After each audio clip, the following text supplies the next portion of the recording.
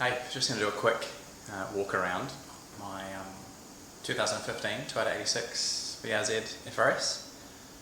This car was a flood damaged car. It was in the Brisbane floods a couple of years ago. It was basically flooded up to the roof, so it was a stat write-off, can never be registered again. It's only done 55,000 Ks. It made for a really perfect candidate for an engine swap just because I only need it as a track car. It can obviously never be registered again, and I know that it's straight. So the benefit obviously of a flood damaged car is it's straight. There's never been an accident, it's not an accident write-off, it is perfectly straight. The downside is the fact that it's been flooded. The water wasn't really too much of an issue, it was the mud that went along with it. So even though a lot of things were damaged by water, they still worked. The headlights still worked, the windows still worked, an enormous amount of the electronics still worked, even though I didn't continue to use them. So the idea came from, I already have an S14, and I had a spare SR20 engine that was originally out of that car when I upgraded that motor. I'd put a LS1 into a friend's GT86 a couple of years ago, and it was really good. They were really good to work on. I was surprised how much room there was in the engine bay, and they're really easy to work on. I really liked how the chassis sort of feels to drive. They're quite a light car. There's an enormous amount of aftermarket support for them, so it seemed like a really good candidate. There's heaps of them around, so say for example if something happened to this one, touch wood, at least I can sort of just get another shell and swap everything into it. So that's where it sort of came from. I started looking for shells. That's how I found this sort of flood damaged one, and then put the spare motor into it. I haven't seen an enormous amount of people have done it. There's a couple on YouTube. High Performance Academy New Zealand have a race car. There's an SR20 in it, plus I've seen one other guy with a YouTube video having done it, but there's not sort of swap kits. It's not that I could find anyway, super common. No sort of engine mounts or all those sorts of things to make it sort of go. But it seemed like it would fit based on sort of where the cross member is and the power steering rate compared to an S chassis, and it does fit, and it fits really, really sort of well. So I'll just go through how I've sort of put it in and what sort of worked for me and some of the stuff that, the parts that I put in to get it to go, and just have a bit of a nosy. So the engine is a stock standard SR20 DET. All internals are all factory, it's never been opened before. So the reason for the swap is, like I said, I already had a motor, and I just wanted to sort of see how it would sort of go in there. So I couldn't find a swap kit or anything for it, so I've sort of half-made engine mounts. So the engine mounts are from KE Conversions, which are a Queensland company, and what they do is they do a lot of sort of engine mounts for different engines and different cars. What I've done with this is I just bought their SR20 universal mounts, and then I've just mounted them to the car. So I'll get a video down in here. So you can see the cold side engine mount down there. So it's just the KE Conversions mount to the engine block, and then obviously the rubber bushing, and then off that it just comes two sort of blades. I'll put a screenshot up, and then I've just made some steel brackets just going to go onto the cross member. I've got the other side as well. If it's any easier to see or not.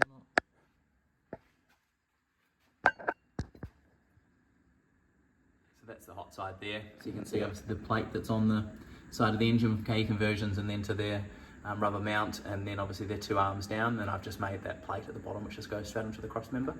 So it was a relatively sort of easy thing to sort of get in. I just sort of lined the engine up on some blocks of wood and the transmission all in place, and then sort of measured it up, and then just sort of did a bit of a weld. So that was the mounts.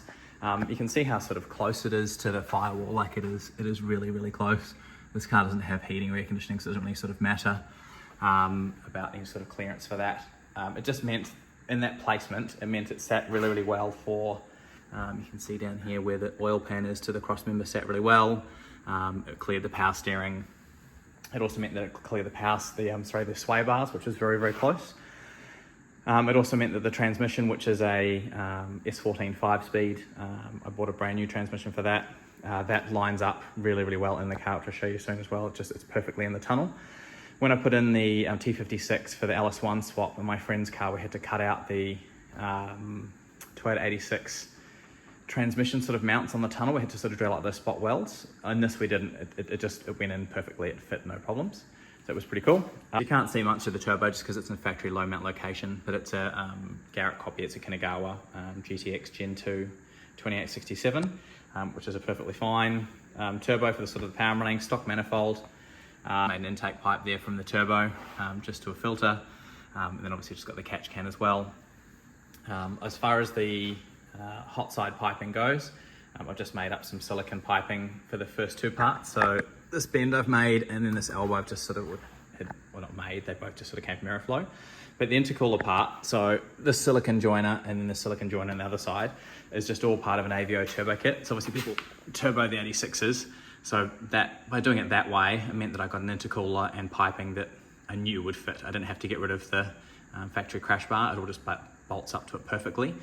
So that's, that's sort of that side. It goes from here, that's from AVO to the intercooler, and then comes out, this is AVO side as well. So that I knew that was going to be easy because their silicone kit is designed to go exactly behind the lights. So they can rip out the lights or take out the crash bar or do any sort of weird stuff where people sort of sometimes go over the top of the radiator shroud and come out. I didn't want to do any of that, so that was nice and easy. And then this pipe here is just a part of a S14 intercooler kit, so not really any sort of dramas there. I've just obviously put a bung in for the intake air temperature, and obviously made this up. So intake wise, it's just a stock SR20 intake, but I got from EFI Solutions a drive-by-wire throttle adapter. So it's just a Bosch drive-by-wire throttle body, and then they just make this really, really cool adapter. I'll put a link up, which just means it all sort of bolts on, which is fantastic.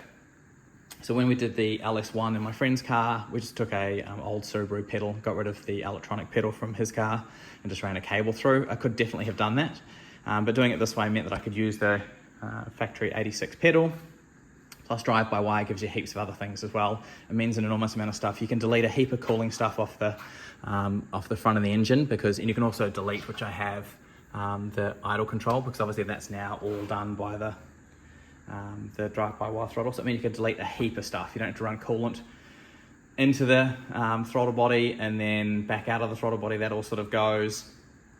Obviously, like I said, all of the idle stuff is all a lot easier to do as well. And I'm running a Haltech, which I'll get to as well. So that just meant that I could sort of get rid of all of that. I've also got an oil cooler as well. So I've got the oil filter relocation from Tarks. So I've used that before on my S14, so that's really, really cool. It just means that you can then run the oil filter, which I have down. You can see it at all anywhere with all the piping. I run it down there just on the frame rail. Fuel pressure regulator. This is just the new FPR6 from TurboSmart, just because I'm running AN6 fuel lines to it. I've got a GK Tech swirl pot. I got one of these on my S14 as well.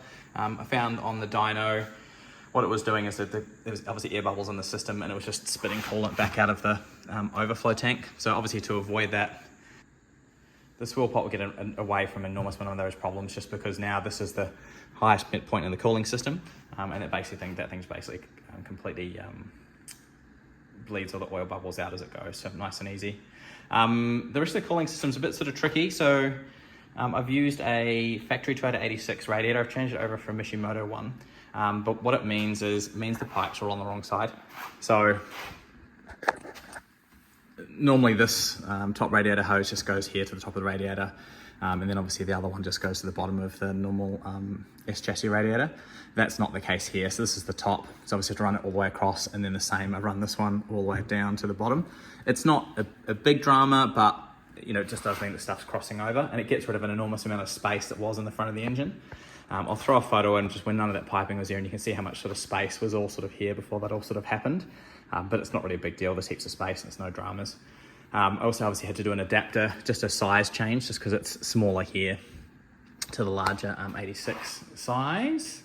So injectors, I've got a Tarks fuel rail. I'm using Bosch 1650cc injectors. I've used them before. They worked really, really well on that fuel rail. Like I said, it's AN6. I'll show you the fuel system after, just because that was all completely redone.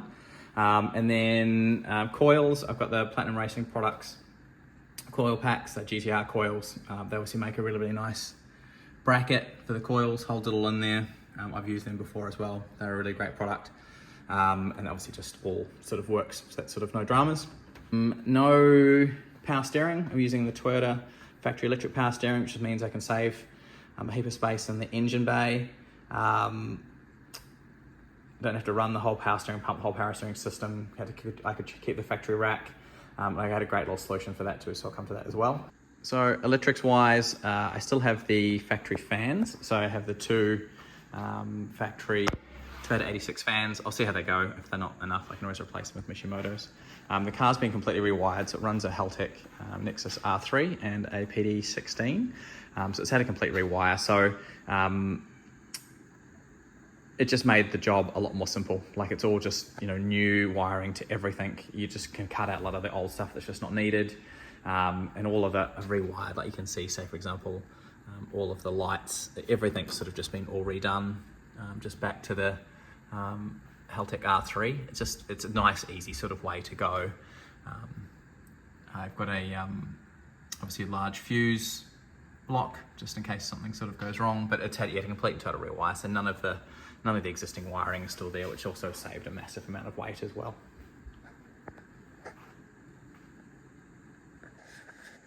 So wheels and tyres, I bought these secondhand, so these are Koya SF03 wheels. I got them off a crashed 86. They're really, really nice. They do the job.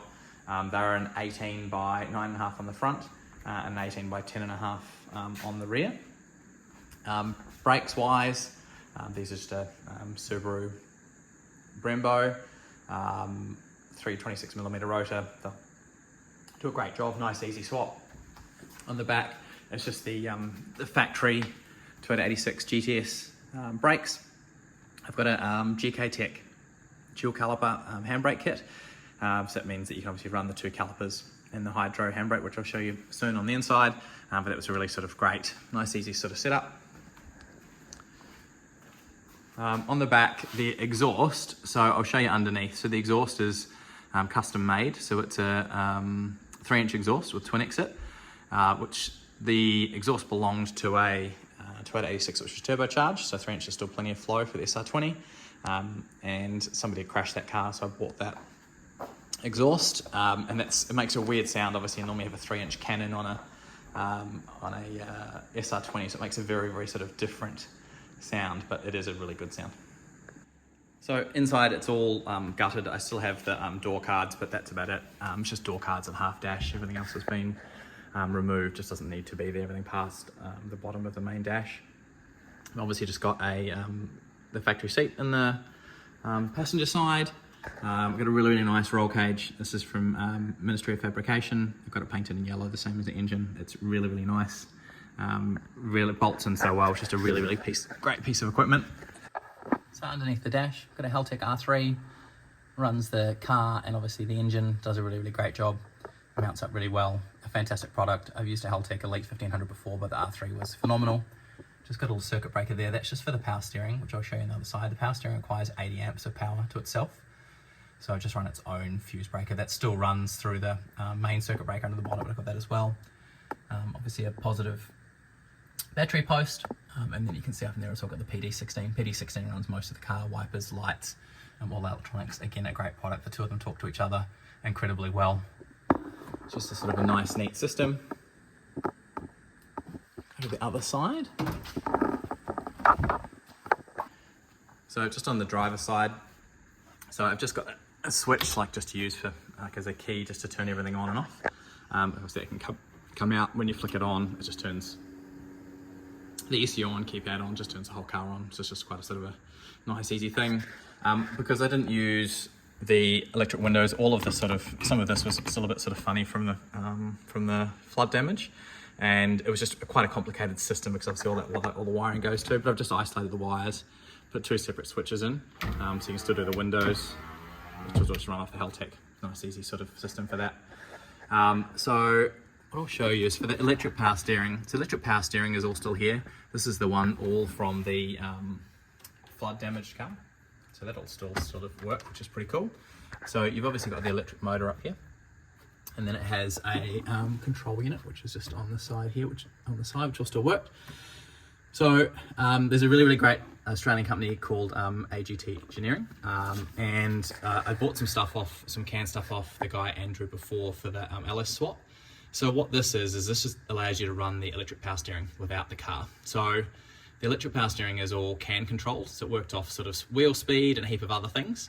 So where this system is really great, you don't have to have it with the digital display, but I've got it with the digital display. What this means is that basically that little tiny box just makes the car think that it still can, and it obviously isn't. So it means the electric power steering will work without going funny based on whatever steering angle, speed, or the fact that none of those sensors exist anymore. So it's great for sort of hot rodding. If you sort of had any sort of car you want to put electric power steering in, you can put one of these systems in and it works really, really well. What's really great about this is part of one of the systems they sell you, you can do sort of how much sort of assist you get. So this is just a factory dimmer for the lights, which does nothing anymore. And then this is the exact same thing, the same switch anyway, but this is for the electric power steering. So what happens is that's on maximum assist. And then as you sort of change it down, it will change how much it sort of gives you steering assist, which is really great. So it basically just emulates certain different speeds. So it's sort of hardly any assist. The wheel's quite hard to turn, right? Which you'd obviously want to use at sort of higher speeds because obviously the car's going faster, it's easier to turn the wheel. But if you change the assist to maximum assist, it makes the wheel really easy to turn, right? So if you're sort of on the track, you can sort of decide how much sort of assist you want. So that AGT engineering thing is really, really great. It just absolutely works wonders. All right, so inside the car, it's all pretty simple. Obviously all of the tunnel trim's all been removed. But like I said, the shifter wound up in the factory position. It is dead center in the middle. This is still the Toyota 86. Shift boot, it just fits in the perfect spot. The dash is still nice with, obviously most of it's sort of gone. I've got the Haltech IC7 dash, which works brilliantly. It's just an absolute sort of lifesaver. Obviously you can do, so many things off it. It tells you so many things off the ECU which you need to know while driving. It is absolutely brilliant. Like just, obviously for the track as well, being able to see oil temp, coolant temperature, air temperature, manifold pressure, oil pressure, your fuel, your speed, your gears, revs, everything, anything. It can just show you so many things. It's just a great piece of equipment. And I've got from Mako Motorsports, just the dash adapter, so it just sort of goes in. It's just a really, really nice sort of fit. And the CAN keypad, again, just a brilliant piece of equipment. Works so well with any Haltech product. And it's just so easy to get going, so easy to program. Just little things like, the fans for the Haltech will turn on at whatever 85 degrees, plus if you want to, you can override them. They're both on, separate circuits. It's easy to see if they're on. Simple things like I never knew you could do, obviously wipers, also such easy stuff to do. Fuel pump, for example, obviously comes on its own. If you're going to prime it, you can prime it. And the hazard lights are all just so easy to program through indicators. And if you put the indicators onto a button, obviously I've wired them from scratch, it just comes on the dash too. So it's all just some really, really great. It's just such a great system, works really, really well. The Hydro, like I said, is a GK Tech Hydro handbrake, so it's just a dual caliper handbrake, so they give you everything. They give you, the handle, the system, the cables. It's just a really, really great system.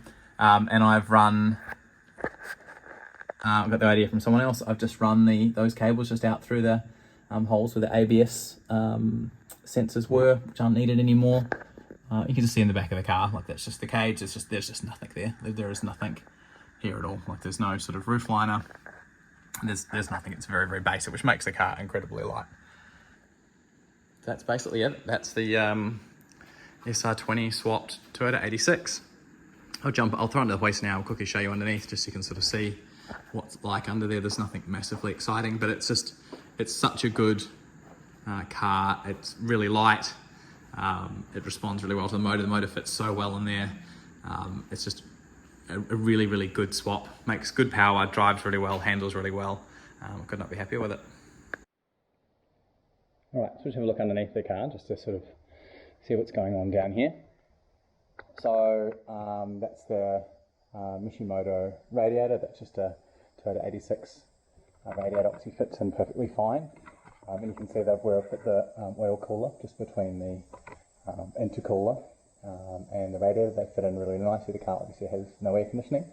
And you can see like obviously the factory dash bar is all there, the crash bar. So that's what all the intercooler is bolted to. So it's just all a really nice, neat fit, just because we've sort of joined GT86 aftermarket parts that are made for the car onto the SR20 top. So oil pan, it's just an eBay knockoff, and you can see the engine mounts. That's the engine mount I've made. So you can see where it just joins onto the body. It's just on a plate, and I've just made an L. Show you another one. Same sort of thing, just a little L plate, and obviously just the turbo, nice and simple. We'll come over to the oil filter relocation. So it's just a nice, easy location. It's just on the frame rail, so it's really, really easy to get to. Obviously out of the way, it's just not going to get hit by anything. So I've got the GK86 angle kit, just gives a little more angle, isn't as it is, it hits the frame. So if I was going to do anything more, I'd have to sort of, give it a bit more sort of poke. I'll swing around here. So you can see how close the sway bar actually comes to the bottom of the engine. So that's really for the positioning of the engine was so important, is that you just get obviously just over the steering rack, and then obviously at the bell housing. But that sway bar, there's just such a small amount of clearance there, but it does work fine. The transmission, I said, the transmission's a brand new 5-speed Nissan S14 box. You can get second-hand ones, but they were basically about half the price, and you just sort of have no idea what they've sort of been through. And then that's the HFM parts. Slave cylinder, obviously all goes on fine. And then just with the transmission sway here, I've just used half of the factory 86 transmission mount, and then I've just adapted it to work with a standard S14, S15 bush. You can see where I've sort of marked the trans tunnel here in yellow, where I was probably considering sort of taking it off. So when I did the T56 with my friend's LS swap, I had to completely cut all of these out just for clearance. You can see it's super close, but it's no problems. The dump pipe wires. So this first part here is just a standard SR20 dump pipe, and then this is where I've sort of cut it. And then the rest of the exhaust, which I'll actually show now, this was all down here, was all off. It's made, I think, with Racecraft. So it was all from was made for the standard 86. It's 3-inch, and then I've just sort of turned it and cut it and then welded it there. Actually, tell a lie, it stopped there, the 86 one, and then this is the part that I've made, and then that's the part from the SR20. So it's a really, really nice sort of exhaust. I've just made a bracket there to go to the transmission mount. It's got B-bands, which is really great. So it's a really nice 3-inch exhaust. Comes down, another V-band. Goes right around the diff. It's really quite a sort of a neat fitting. And then as you come back, it's just the 2 mufflers at the back and a couple of sort of exit pipes which aren't sort of too large, but it just fits up in there really, really nicely. Just on the way back up, you can see the drive shaft I had made just by a local drive shaft shop. Guy did it overnight. Was an absolute legend. It was really, really good. And then, so fuel lines. I should have done this when I was at the back, but I've just got a fuel filter there, just soft line. And then I've just made 3/8 hard line. So there's 3/8 return and 3/8 supply. So I've just bent that up. Just runs all along the rail. Right, so originally what happened, originally what happened is all the lines are here. So those are the 2 rear brake lines. So fuel lines originally to run from the back to the front and then up there. The problem with keeping them on that side would be at some point you'd have to sort of cross them over. So you're either going to cross them over the engine bay, or you're going to cross them over back here somewhere. So I just didn't want to do that. So what I've done is where the lines, you can see up in here where the lines come out of the tank, I've run them just up over the top of the tank, over the top of the exhaust, and drive shaft's not near anything because it's literally on the inside. It comes up, and then the lines come down here. So those are just the lines, and then they join up to the hard lines. So that's, like I said, 3/8 the whole way. It's plenty of fuel. There's more than this engine will ever sort of need. You couldn't see before, there's the filter. So what I've done for the fuel pump is I've used a Toyota 86 radium in-tank fuel hanger with a Walbro 460, or TI Automotive is now, 460 litre pump, which would be plenty. Out of the pump, which is just up in here, in the factory location, is AN6. And then goes to 3/8, which is plenty. 3/8 back and forth, there's no dramas. The hanger can take up to A&8 if you want to, but it's just not going to be necessary for what we're sort of doing here. You can see as well the trans, and then just the shifter location is just such a good spot. So that's it, it's under the car. So that's it. That's my SR20 swapped to GT86. It was a really great project. It was a lot of fun. It was nothing too sort of difficult. I did it because I wanted to know if I could. I wanted to know if I could engine swap a car without a swap kit. When I put the LS1 into one of these, it was a sickie swap kit. So you bought everything to make it go. Headers, all of the engine mounts, transmission mounts. A lot of it was done for you. I wanted to try and figure this out. You know, have my own drive shaft made, my own sort of exhaust made, engine mounts made, just try and figure it out on my own, a lot of the piping, just to see if I could. So it was a really good place to start. Plus I'd never rewired a car, done a little bit of wiring, but not a complete rewire. So it's just a good opportunity to do, rather than a plug and play Haltech, which I've done before on my S14, just do everything from scratch. So it was a really good, fun project. Plus there's so many parts between getting the SR20 parts, which are plentiful, plus the 286 parts, which are everywhere. It was just a really sort of good mix to put the two together. Plus now it's a really light chassis, nice reliable engine. It's a really, really fun, fast car. And it's like I said, it's just so easy to get parts and bits and pieces for. So if you have any questions, put them in the comments. It's been a really great project. We'll do something again, different car, maybe later this year or next year. But if you have any questions, just let me know.